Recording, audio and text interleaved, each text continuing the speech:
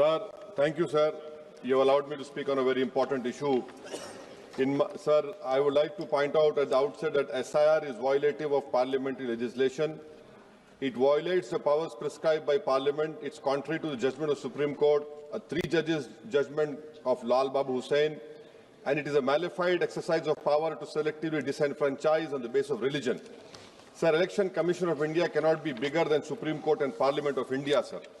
Sir, may I point out to you, sir, the representation of the RP Act of 1950 and Registration Electoral Rules 1960 prescribe that inclusion in the electoral roll will be based on self-declaration of citizenship backed by 106 documents of identity prescribed in Form 6 of 1960 rules, including Aadhaar. Now, this is an act which was passed in Parliament, sir.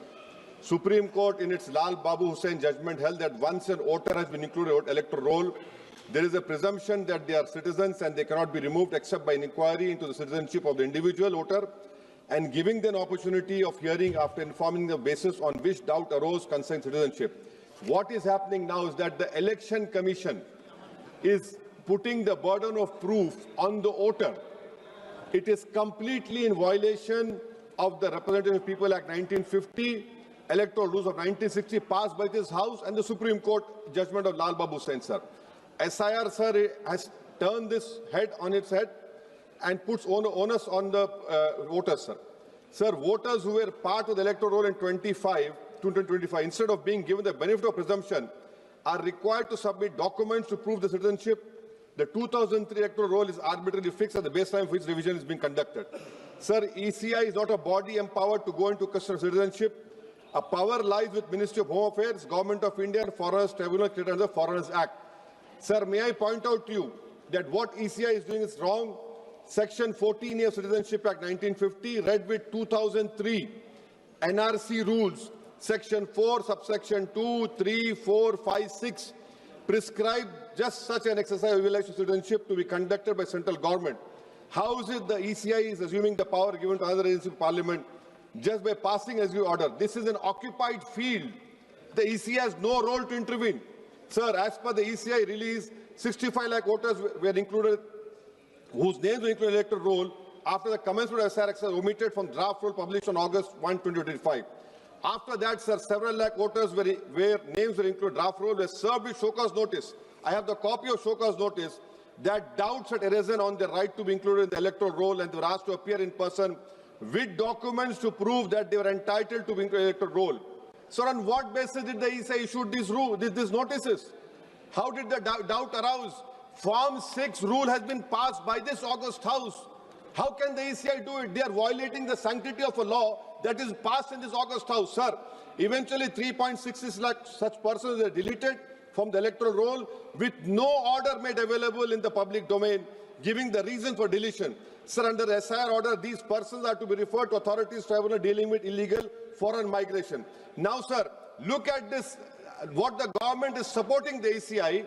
When this 3.66 lakh such persons deleted, the government immediately, which was the draft is published on 30th August and finally 30th September, this government came out with the new Immigration and Foreigners Act 2025 and was notified, and an Immigration Foreigners Exemption Order 2025 cemeteries promulgated the same day.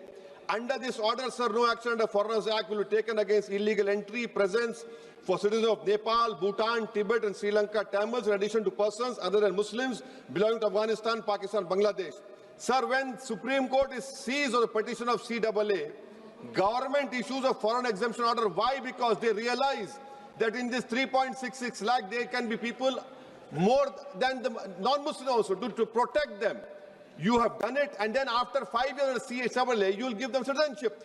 That is why I say that this whole exercise, sir, I'm concluding, sir. This is why I say this whole exercise is a backdoor NRC. Sir, Ambedkar was asked, is India's democracy? He said only in formal sense. To be democracy in the substantial sense, political power must be held by the most marginalized and the weakest.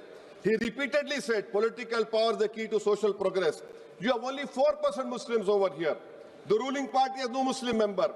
If Lok Sabha increase representation of OBCs and the upper caste is there, now it is at the cost of whom? Muslims are not there.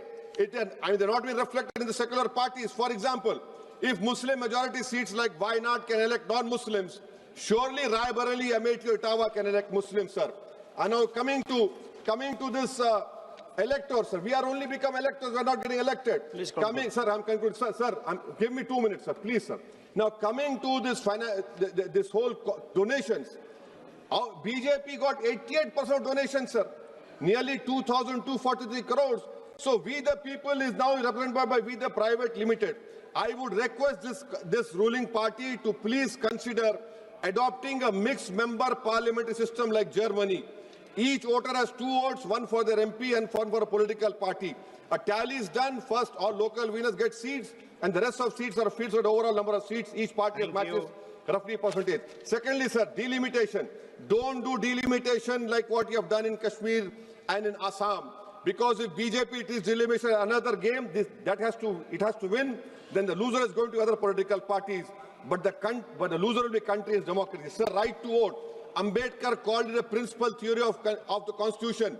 I would demand, I have put a private one last assembly, the age of contesting elections for MLA and Lok Sabha should be brought down to 20. Rajya Sabha 25, for Vidhan Sabha 22. Why? Because, sir, we have 52% of India's population under the age of 30. What are we giving to them? So that is why I propose. And lastly, Thank sir, you. and I'm including this. Lastly, sir. Sir, I'm just concluding, sir.